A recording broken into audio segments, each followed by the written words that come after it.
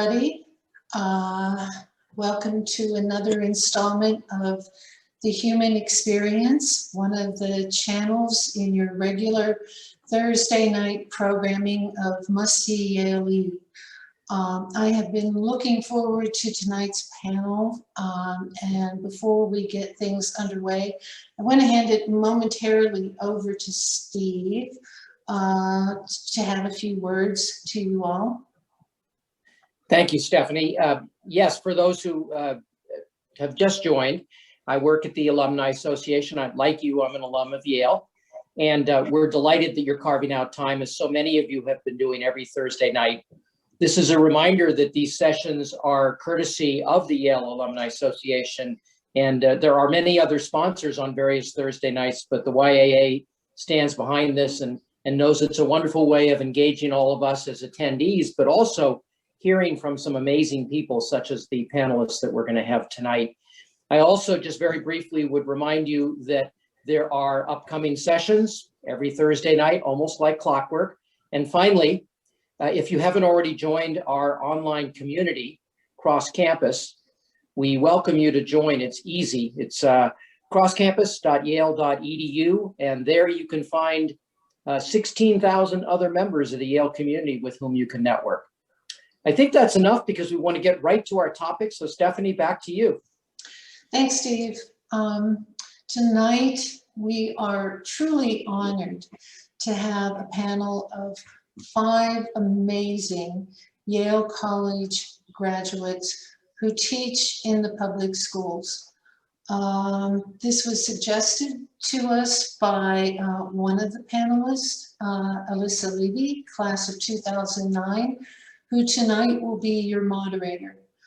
One of the things that I want to say is if we will have conversation, and for your questions, please put those in the chat. And then when we get to your questions, Alyssa will call on you to ask your question yourself. So without any further ado, I'm going to hand it off to Alyssa Levy. Great. Thanks, Stephanie. Thanks, Stephen. This hour is going to disappear, I hope. As good teachers know, if you feel like you aren't finished, then we did our job. So we will share contact info. We're around, we're online, but I want to get started as quickly as possible. One thing I will say, since I am a public school teacher and I have been teaching on Zoom for a while now, it is very important for me to feel like we are all part of a community. So please tell us in chat, let's do 2 things. Number 1, where you're joining us from. And number 2, your favorite breakfast food. So go ahead and please share that in chat. And it'll be like whoop, right? You might not get a chance to see what everybody wrote, but I find that it is great for realizing that we're all actually in the same room, even if that room is virtual. So don't be shy. Go ahead and send us all. Awesome. Challah French toast, oatmeal, chilaquiles, scrambled eggs and cheese. This is great. We have with us, so I'll give you a bit of background on myself, and then I will let the panelists introduce themselves. I have prepared questions for them, but I would much prefer that, that y'all ask the questions. Quick question from Marianne Hamilton. Stephanie, Stephen, will we be sharing the recording after this event? Yes, there will be a recording. Yep. Excellent. So we will, you can get that later and share it widely. So intros, my name is Alyssa Levy. I was Yale 09 physics, and those who knew me at the time, I was Alyssa Dunn back then. I now teach in East Harlem, New York at a school called Life Sciences Secondary School. We're actually about to rename ourselves the High School for Climate Justice. We'll be the first public school in America with climate in our name, which is exciting. Majored in physics as an undergrad, and I've been teaching for 4 years. Before that, I was in finance for about a decade. So I will let each of the panelists introduce themselves briefly, and then we'll see what questions show up in the chat. So let's go to Alan Diaz-Santana. Cool. Hi, everybody. My name is Alan Diaz-Santana, and I graduated from Yale in 2018 with a degree in environmental studies. And this is my third year teaching at PSJ Memorial High School in Alamo, Texas. So I came back to where I grew up, right in the Rio Grande Valley, right on the border. And I teach world geography and anything else to kind of make me pick up. I'm going to throw it now to Courtney. Nice popcorn, Alan. Good job there. Teacher lingo. Good evening, everyone. My name is Courtney Golib. I graduated in the year 2000 with a degree in history. I was a Saybrook, Saybrook College. I currently am my 19th year teaching. I am currently a faculty member at the San Diego School for Creative and Performing Arts. We are the only audition-only public school in San Diego County, servicing 81 zip codes. Title I school working towards our arts accreditation. It's a very exciting place to be. I very briefly, I thought I wanted to go to law school. I was working on fulfilling everyone else's dream, and 9/11 occurred. And to make a long story short, I decided to commit myself to education for 2 years. And 19 years later, I'm still in the game. So thank you for your time this evening and joining us. Popcorn. Let's see, popcorn.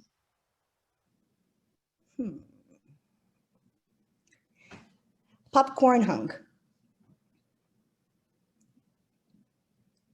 Hi, good evening, everyone. My name is Hung Pham. I was Yale College class of 2015. I'm originally from the San Francisco Bay Area and currently reside in the SF Bay Area, where I continue to teach in my 5th year, high school physics and chemistry at an urban charter high school called Leadership Public Schools, the Richmond campus of that Leadership Public Schools charter network. I was pretty set on going to medical school after Yale, but realized my senior year, after submitting 33 medical school applications, that I was fulfilling a destiny of someone else's rather than my own. And I can't imagine myself doing anything else than confronting educational inequity head on in the classroom alongside our students and all who support them. Proud to be here, honored to be here with you all. I'll go ahead and popcorn it over to Paul now. Thank you. Good evening, everybody. My name is Paul Degenkolb. I was class of 1999 at Yale College, Morse College. And similar to some of the others on the panel with me, I was not really sure. I came from a family of educators, but I wasn't sure what I wanted to do. I thought of fulfilling the destiny of others myself, and thankfully did not. This is my 14th year teaching French at Malden High School in Malden, Massachusetts, a large comprehensive urban high school, public high school, 2,000 students from 81 countries, just north of Boston. Happy to be here. Great.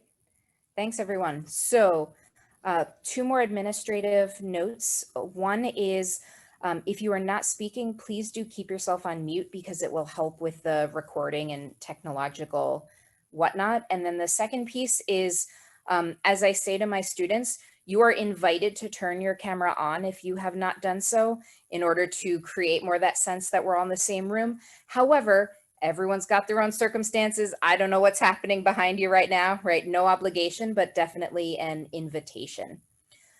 So I will just ask my questions of the panelists until or unless I see questions in the chat. So my first question is, what is the #1 thing you would change about American education that you do not personally have control over? So this is for Courtney, Hong, Paul, Alain, whoever wants to answer first.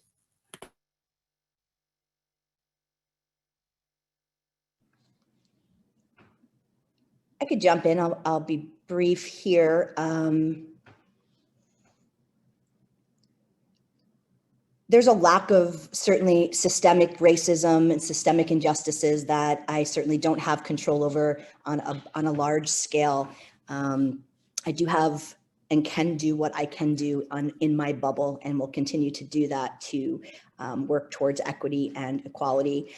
We certainly live in a world where I think in many respects, our school system, our public school system is more segregated than before Brown v. Board, and it's just more subtle, and it's more, in a lot of ways, it is very dangerous and needs to be addressed. And one of the key reasons why I'm here, fighting the good fight here. I think we need to be focusing on mental health. I think we need to be teaching young people how to cope with their emotions starting from a very young age. So we develop young people who are capable of battling and dealing with the curveballs that life will throw. I would love to see sort of a integration of the psychology practice of DBT, dialectical behavioral therapy, or regulation, emotional regulation, interpersonal regulation, self-regulation, mindfulness. I'd love to see more of that, a focus. And I'd love to, shift away from, personally shift away from Common Core and start looking at issues and ways in which we can evolve as a more kind, loving, empathetic species. And so looking at systemic change from K through 12, integrating social justice education, as well as emphasizing mental health and empathy, teaching empathy. I'd like to just jump in because I think Courtney and I we didn't check in before this, but I would have said a lot of the same things that she did. But in addition, I would sort of suggest that there needs to be a freedom and a flexibility in schools to respond to the needs of the community. And I think Courtney was talking a lot about that. And a lot of the expectation that's put onto teachers is to respond to the needs of your students. And in turn, I would hope that administrators across the country and decision makers, policy makers, would be able to respond to what we are articulating are the needs of our students. And so the number one thing that I would hope for is a growth mindset and a mindset shift among policymakers and administrators.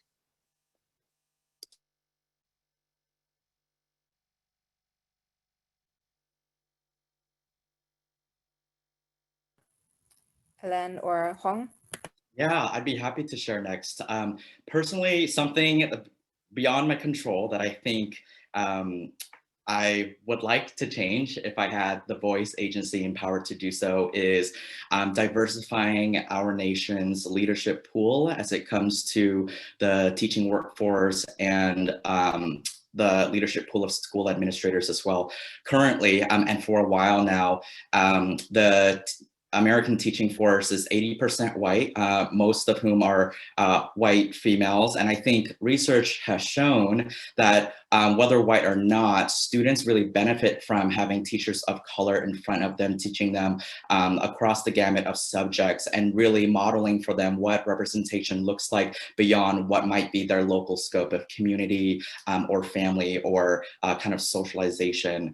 I think sometimes in this profession, I feel lonely, not in the personal sense, but maybe professionally, because only 2% of America's teaching force identify as men of color. And then fewer than that, 0.5, that's not 5, that's 0.5% of America's teaching force identify as Asian men. And I think I feel proud to be confronting that head on, and not in a way that feels like saviorism or martyrdom, but doing it in a way where I leveraging my narrative as a first generation person coming from a low income background, the eldest son born to two Vietnam War refugees, being able to leverage that narrative in the classroom and teaching empathy in a way that kids can really see and understand through storytelling, through laughter, through joy, and connecting through the common threads of livelihoods that I share with my students as well. I think I would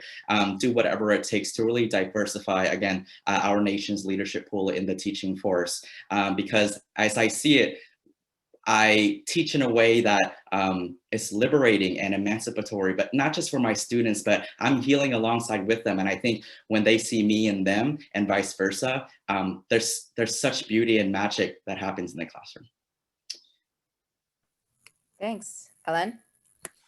Yeah, so I echo a lot of the statements made by the previous panelists. That I definitely agree. A lot of things need to change.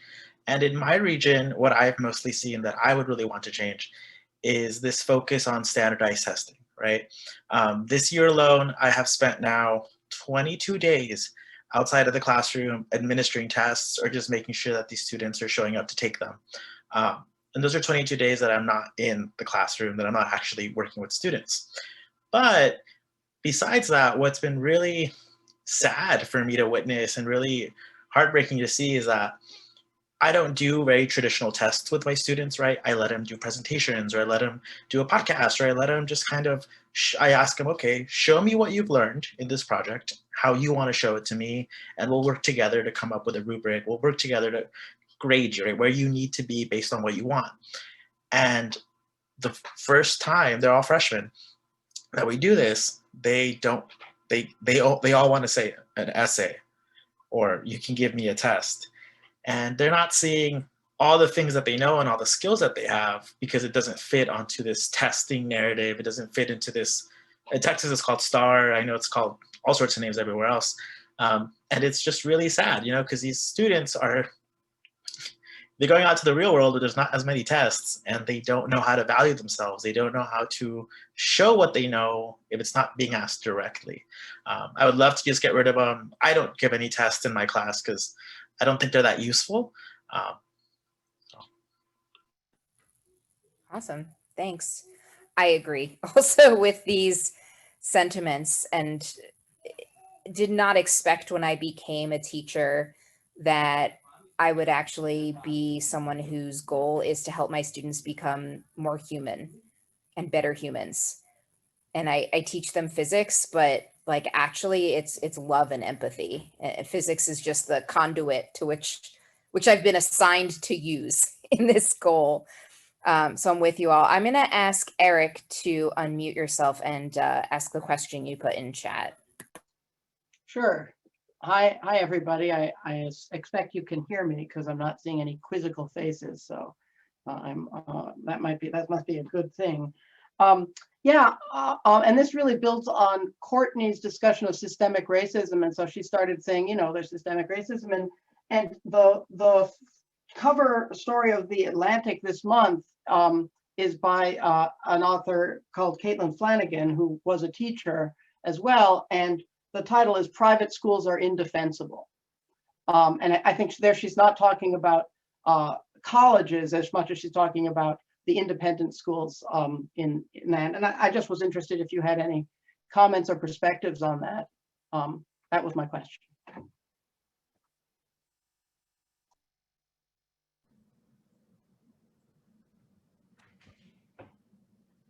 Sorry, Alyssa, I don't want to jump in. Is that is this an opportunity for response, or shall you direct things? Let me know how to. Nope, go for it. Well, so I worked in, my previous position was at an independent school in La Jolla, California. I truly have worked in, I've worked in SUR schools, which is a state, an acronym in New York State called for a school under revisionary review, which basically means the school in fact did get shut down by the state. The test scores, as amongst other indicators, were so problematic by the state that they put us on a list of schools that were about to be shut down unless this test score collectively got to this particular percentage, and it didn't. It was the first school I started at. I had knives pulled on me, tires slashed, and then fast forward to a school where that didn't happen because of a variety of underpinnings that connected connected primarily with privilege, class and race embedded in there, but it certainly have run the whole gamut of experiences here. I've seen a lot of systemic racism at a very well-established private school as well. It's just, it looks different. It's masked differently. It's primarily, it's mostly, it's very upsetting actually to talk about, to be honest with you. I see actually one of my former colleagues, Yale graduates and dear friends on this panel or in the chat room as well. It's one of the reasons why I moved on. I felt complicit. I couldn't make the change. I couldn't change the system. And I just was doing everything I can. And I just felt like my students were just certain students were just being disadvantaged. And there were just so few students, so few Black students, so few students who lived under the poverty line or near at the poverty line, very few, not enough scholarship money being offered, not enough active recruiting in those communities. So I do think that there's inherently systemic racism. I think there's a lot of that exists in the private school sector. It's just not talked about in pretty places like Yale alumni panels, except for tonight, which is a beautiful thing. And I thank Yale for sponsoring this. And I would encourage you to reach out to one of my dear friends and colleagues who's here, who could probably speak more to it than I can. His name is Dan Norland, who is also a Yale grad and a colleague of mine and dear friend, a social justice advocate, and I think would have a lot of wonderful things to say. So I would definitely encourage you to also connect with him and get his perspective, having worked in both these sectors as well. Great. Comments from other panelists or Dan, if you would like. I'm not going to get into condemning private schools, but as a public school educator and someone who was public school educated myself, you know, right now, many schools feel like they're being held together. Public schools feel like they're being held together by Scotch tape, and that's, I don't know any other way to put it, but we're not funded to the extent we should be, particularly in lower income areas where there is tremendous diversity of students. Most Black and Brown students are just not being served by public schools the way they should be. And that's why I hesitate to condemn independent schools, because there are schools that offer opportunity, and there are opportunities and decisions that parents make that, you know, I'm not a parent myself, so I can't really understand fully what that would be like. But I just think we ought to be funding our public schools much better than we are in terms of just what's available to students. And the mere fact that in the school I teach at, you know, we're struggling to kind of keep things together for our students, but 5 miles away, there are kids that have, you know, private music lessons at the school and all kinds of things that we don't have. And it's just, it's not right, and it needs to be addressed.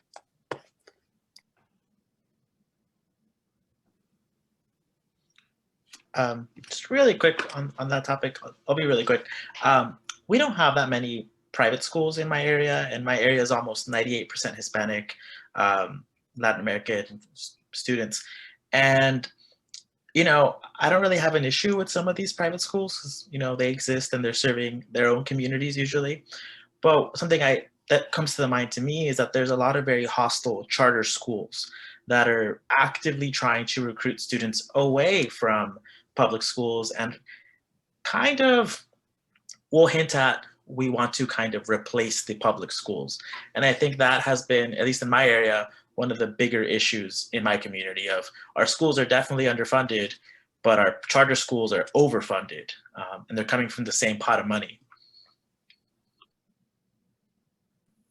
Yeah.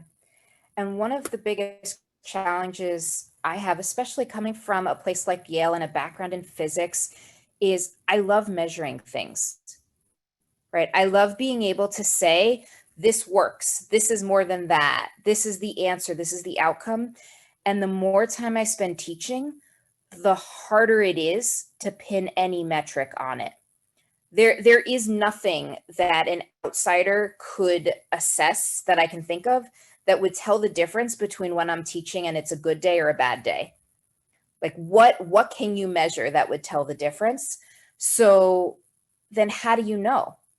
And a lot of the charter schools and a lot of when there's external funding, right? So it'll be businesses or investors working on charter schools, they're looking for metrics. And I'm someone who's always loved metrics, but I'm really starting to move away from it. The one thing that I measure is, do my students feel proud of themselves? Can they do something now that they couldn't do before and maybe thought they couldn't? And that's it. Like all the rest is whatever. I never thought I would be saying these things. And so thinking about private schools and all the different types of schools, it leads to a comparison. And so powerful experience, my first year teaching, our heater or our electricity was blown. We had to go to our backup school because, you have a place you go, right? When you can't be in your building. It was a private school across the street. Opposite, state of the art. Our school is run down. Their school is pristine. Everything was fancy. And the students just had all this moment of like, how come this is across the street? And how come we get what we get? And talking about like it's the facilities. The students are incredible in both places. The teachers are incredible in both places. So how does this happen? And I don't have answers. I'm kind of just working through all of this. Are there any other panelists who want to speak? Otherwise, I'm going to be calling on Beatrice next. I wasn't sure. All right, Beatrice. Courtney. Oh, sorry. Go. Well, I was just, Courtney mentioned my name and I wasn't sure if I should chime in or not. Yes, please. But, and Courtney, I miss you. And for the record, Courtney is the best and just a fantastic colleague and teacher in person. And it was a real joy working with her. The school, I definitely, some of the things Courtney was talking about some of the challenges, I definitely agree with that. I also, there are certain aspects, I have, my largest class is 16 students, and I don't ever teach to a standardized test. I don't have to worry about standardized tests. And I have tried, I did my student teaching in a large public school in New Haven, and struggled mightily with it. And I think, to the question, are private schools indefensible? I guess what I would say is, to me, it feels like the way we have the whole system set up is indefensible. The idea that some students, go to schools that have all of these resources and other students don't. And some educators, I think public school educators are able to do, I'm quite confident that Courtney is doing a better job with her students despite, having more students and being in a tougher setup than I'm able to do with mine. But it's a much more challenging situation, I suspect. And so I think the broader question isn't necessarily private school or public school or charter school. It's just how do we figure out how to set up a system where everyone has access to resources and educators are put in a position to succeed. And not just where they can succeed, because I know I'm confident all of you are succeeding, but I'm also confident you're succeeding in tougher situations than maybe you should have to. And so how do we create a system where it's actually sort of easy to, or it's never going to be easy, right? But easier, and where we don't have the kind of inequity that we currently see. I guess would be my thought on that. But anyway, so sorry to interrupt. But, thanks. Yeah, thanks, Dan. And this is meant to be a full conversation. I know many of you who've dialed in are educators, and many of you are interested in educators, right? And we've all had educators. So this, yeah, shared space here. Beatrice, do you want to ask your question? Yeah, hi. I feel a little bit out of place. I'm a first year at Yale right now. But I guess I feel bad kind of taking this away from more of the systemic issues, but I think something a lot of us are feeling, and also, you know, primary and secondary students in those schools as well, kind of dealing with the burnout of online education. And I've dealt with it with the students I tutor, like just generally keeping them motivated and interested in learning, even though they have to do it this way. So I guess my kind of question is, how have you been able to do that? Keep them engaged? Yeah, thank you. I'm going to just jump in on that because it's an issue I think about constantly. I was fortunate. Normally, a normal year for me, I have anywhere between 30 and 35 students in each section of my first year French classes, and then I teach an AP class. So usually I have about 150 students. And just so happens that this year they changed the schedule around and we added another teacher in the French department. And so I was fortunate in that I only have 78 students this year, which is unheard of for me. I've always had over 120, 130. And so as a result, I was able to, it was easier to focus on community building within my classes and on social emotional learning and really making that a priority. I agree with what Courtney said earlier about just students need to learn how to manage and regulate their feelings and emotions. I think it's very important. And it's something that we as educators have to model for them. Somebody wrote in the chat earlier, there's so many things we have to do. It's true. And I think we've unfortunately done so much that it's now the expectation that everyone's always going to do it. And the burnout is real for teachers too. But for students, you know, just checking in constantly, questions and questionnaires, fun little activities, little memes, videos, just breaking up the activities, allowing a lot of flexibility in terms of assignment choice. I mean, it was something I've always done, but really being flexible about the types of ways that students can show what they know. And just being accessible and having information be accessible. So I spent the first month of I'm probably like most teachers, I was freaking out completely for the first few weeks of school. And I just made a brand new website for my students, very interactive. I made sure everything was available and to parents, and just really emphasized a lot of communication at the beginning, so that because I was worried about how to build that sense of community and trust that I think you need, because as Alyssa said earlier, and I agree with her, it's hard to really measure what's successful, but when students seem happy and like they're proud of what they've done is how I know that things are going well. And you don't have that dimension. I don't know about the rest of you, but I can't see my students. Most of them don't have their cameras on. And so I really don't have a good sense. And so the questionnaires are essential, and the kids write back all the time. And commenting on assignments, there's these comment threads that are just unbelievable, but it's community building, and you just have to make yourself open to it and accessible. Yeah, I'll jump on that. Oh, sorry, Hong, go ahead. Thank you. I just wanted to say a big yes and to the piece that Paul shared about really prioritizing community building and the humanity of our students during a time like this, when things are so turbulent and difficult for not just our young learners, but also their families, maybe the people that they are having to take care of, in addition to ourselves and the people who are in our lives as well as educators.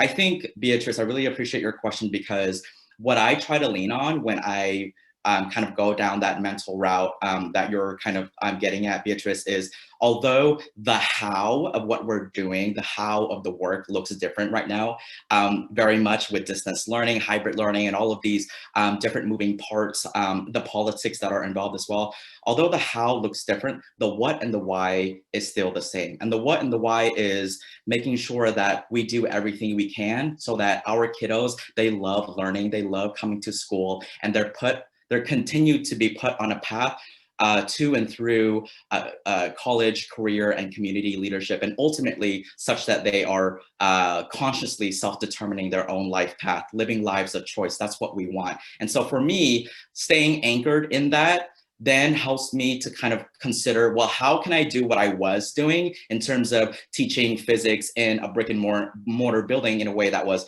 rigorous and accessible and fun and silly, doing that over Zoom. And so some of the small, I guess, specific and concrete ways that I've done that, and there's a lot, but I'll just share a couple of things. Like, Zoom has this feature where you can put video filters to make yourself look like a potato or like a bear or like a fairy or whatever. And like just being really silly and making sure that you maintain this idea of joy in learning will keep kids coming back again and again, because that consistent joy and laughter and silliness, I think, is critical right now at a time when young people are really struggling with who they are and trying to make sense of the world. I try to kind of involve their homes and their communities and their learning. Like, we're spending a lot of time this week discussing energy and electricity. So I told them, okay, you have 1 minute to run and find a device in your family's house that has electricity. And so they're running, and one kid bought a toaster and he started making toast on Zoom, and I used that as a teaching moment. It's just making sure that you keep that element of joy and silliness at the core, so that not only are your kids having fun and still continuing to enjoy learning, but you're continuing to have fun as well, because you deserve that as a teacher alongside them. Yeah, I'll add to what Hong is saying in terms of fun, making it fun and being really honest when you're not having fun. Like, especially in the pandemic, I've gotten really good at saying, you know what, students, I'm in a bad mood today. I'm sorry. Like, I do not have my usual energy. We're going to do the best we can, and we're going to bumble through. Just like you bumble through when you don't have a lot of energy. And I got what I consider to be a very high compliment in parent-teacher conferences.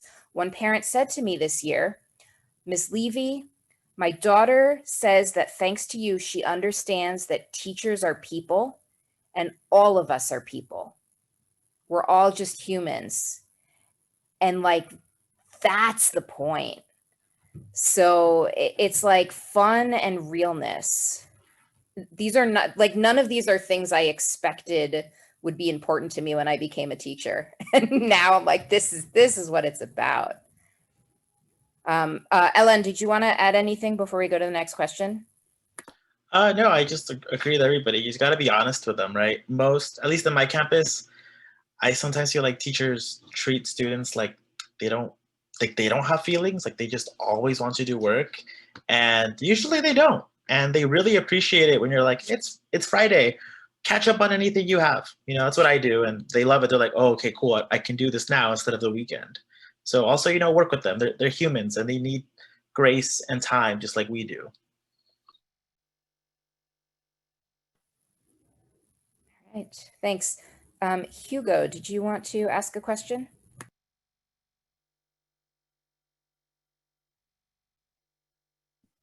Nope, I was just sharing the enthusiasm. Okay, I think you had a question earlier though about. Oh, there are some questions earlier. I have to actually refresh my memory. But maybe why don't you jump to somebody else and let me revisit my couple of Stephanie questions. and then I'll come back to you. Cool, thank you. So I'm going to cheat because I put a question in chat and I'm going to ask that, but I'm going to ask a second question. What has been your most satisfying experience as a teacher? And so the second question is, can you reflect on if and how your Yale experience has affected you, influenced you, shaped you as a teacher? Whoever wants to start. Do I get to call in somebody? Courtney. Sure. Courtney. How did I know that was going to happen? How did I know that? I'm happy to. Those are brilliant, powerful questions that I hope I'm still considering in the next last what, 20, 30 years of my career, if that. I'll take the second half of the question first, Alex. So the role that Yale played in becoming an educator, or the role that Yale, my experience at Yale, I would say continues to play. I had Professor John Gaddis as a history professor in 1998. Nearly a decade after the fall of the Berlin Wall and the end of the Cold War, and I took a history of the Cold War.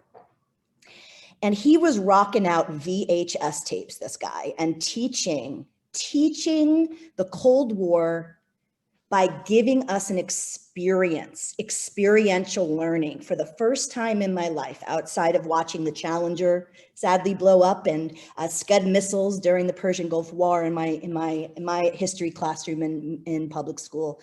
I didn't get to experience history, and that was the clincher for me. I felt like I was able to experience the humanity. History was no longer something that I was excited to read about, curled up in a library or alone. All of a sudden, it was this collective experience. It was interactive. Technology was being used. This was before, I believe, I don't even know how he did it in 98, or maybe it was 97, but I can tell you that things were not particularly well digitized back then. I was still in the microfiche room when I was working on my thesis in 99. So times have changed, and that has continually impacts me to this day. I always think to myself, how can I make my students feel the experience, the human experience of what it must have been like in this particular situation at this particular era, whether I'm looking at, ancient Sumerian society, or I'm looking at, and we're, looking and tackling, looking at, genocide in internment camps in China today. At the end of the day, the human experience, and using technology, using any and all resources that are at my fingertips, more now than Professor Gaddis had in 20 plus years ago, that has driven my practice, continues to impact me.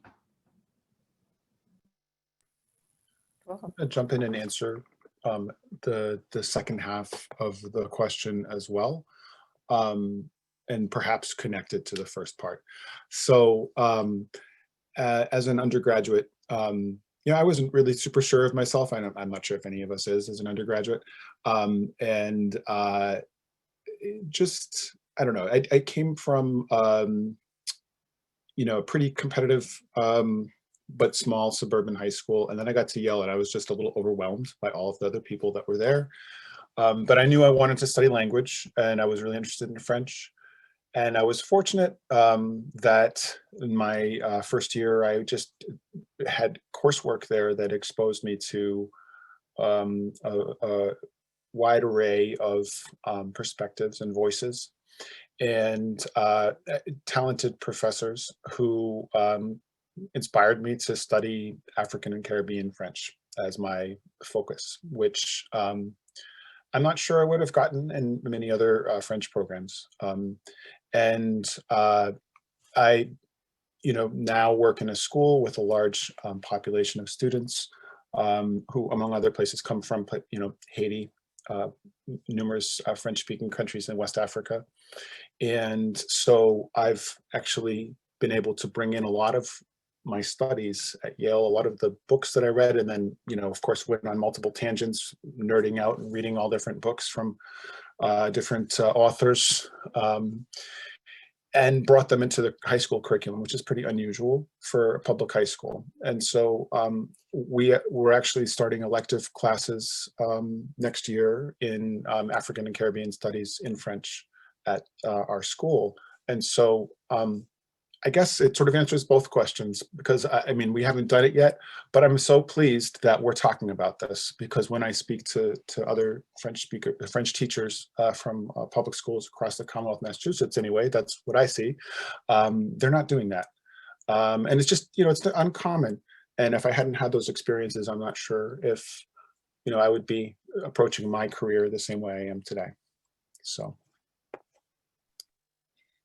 I'll go ahead and share next. My most satisfying experience teaching happened my third year as a high school chemistry teacher at Richmond High School in Richmond, California, the flagship high school of the city, considered, low performing, traumatic, things like that. But, as the saying goes, if you go looking for the things that are broken, you'll certainly find them. But if you go with the mindset of looking for the beautiful things, you'll find them too. And I think this quote really materialized when I had this student enter my classroom the first day of my third year teaching chemistry. His name was Alex. He was quite disillusioned with school and was quite resistant to restorative conversations that I was trying to have with him in order to get to know him more. He one day noticed that I was eating this particular oats and honey granola bar and was really eyeing and kind of craning his neck as I was eating it, kind of while I was taking attendance. And I kind of assumed that maybe he wanted one. So from that day, I kind of secretly just put one on his desk right before he came in. And that kind of got us to start to talk more about not just about his life, but his learning experiences and his experience learning high school chemistry. At the end of the school year, he ended up making me this card with a puppy and a cupcake on it that said, "Thank you." And essentially he was kind of telling me about how his previous science experiences were very much kind of very non-inquiry based, very cookbook, very textbook.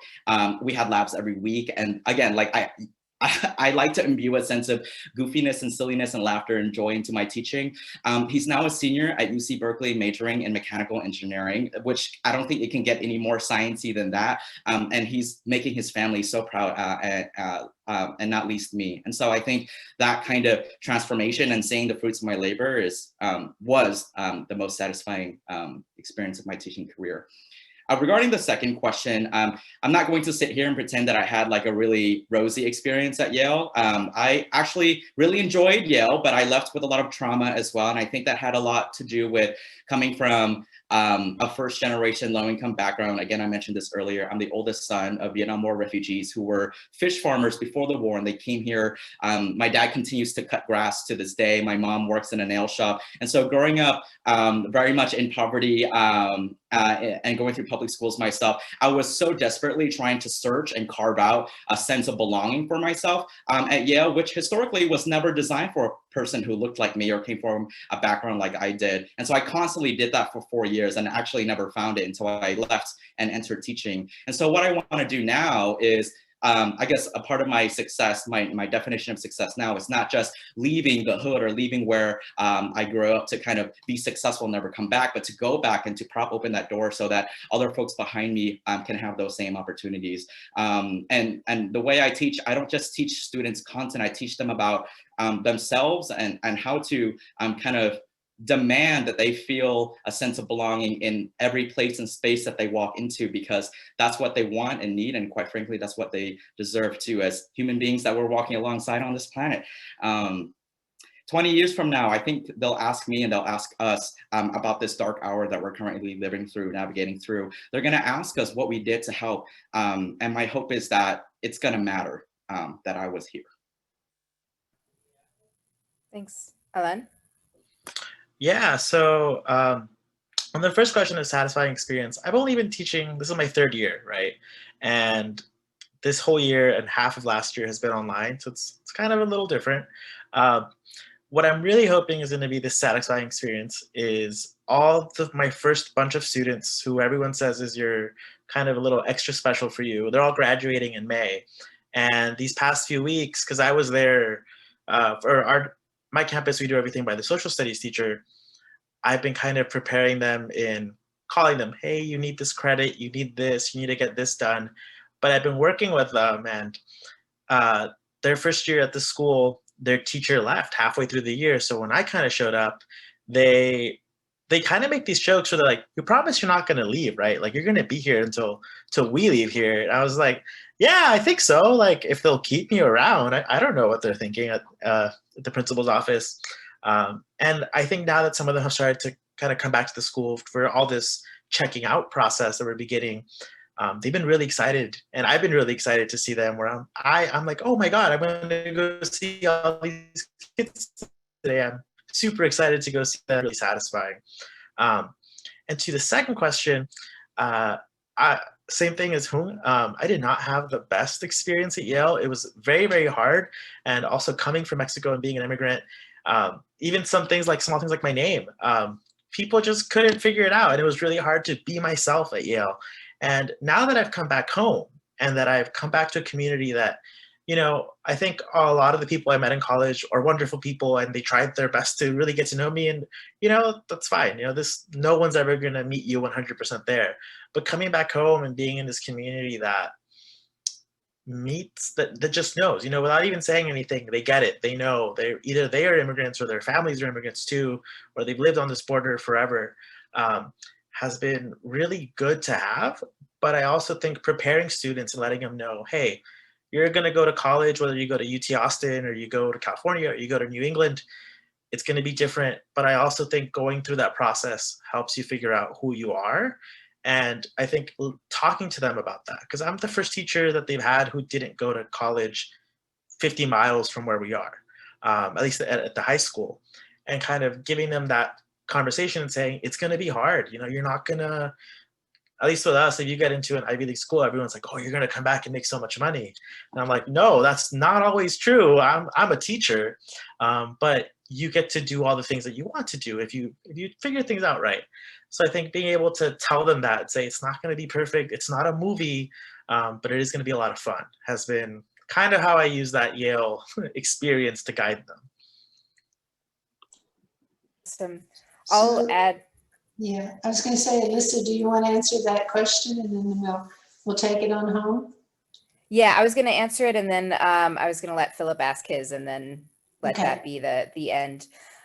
For me, it's my Yale connection. I mean, there's so many, but one thing I learned at Yale, and it was a really tough lesson, everybody has imposter syndrome. And just because people look like they know what they're doing doesn't mean they feel like they know what they're doing. And I just, out of desperation and depression, ended up connecting with people on campus and realized I wasn't alone.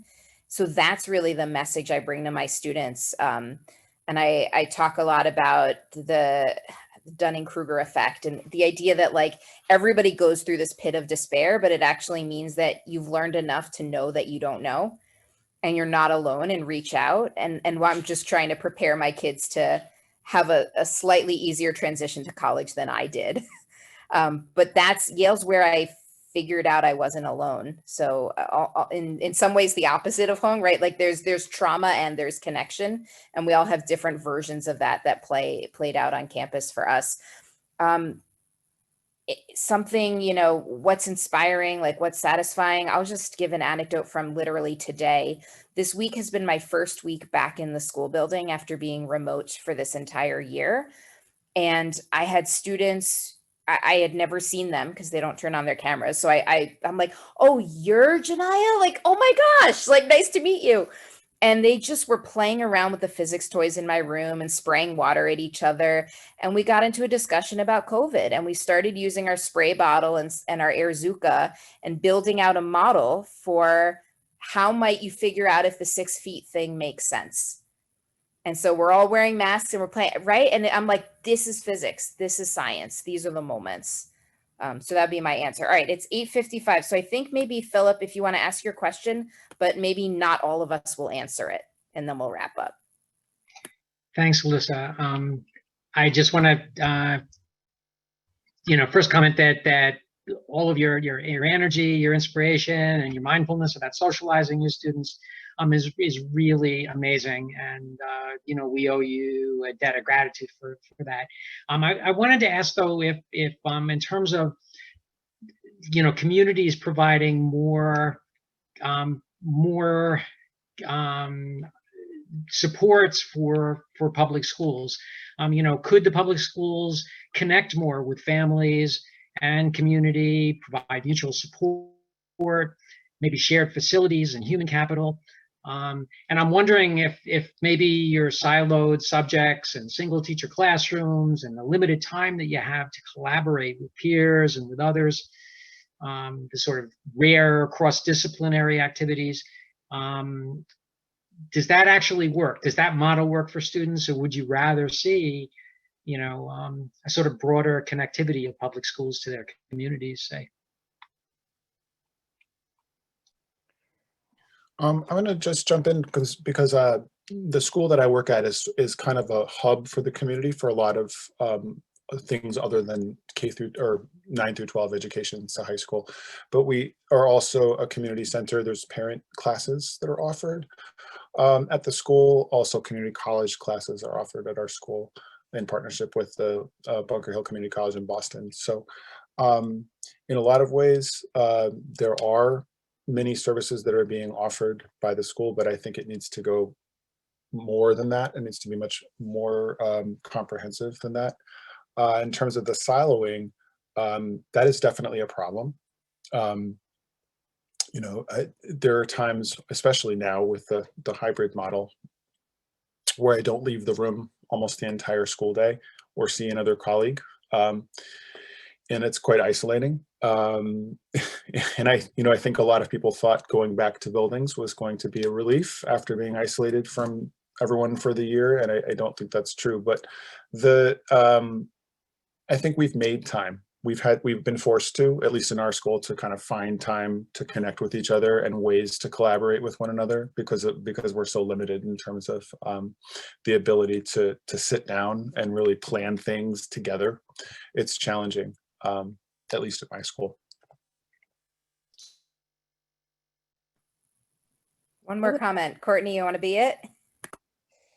I'm happy to pass the torch if someone else has something burning.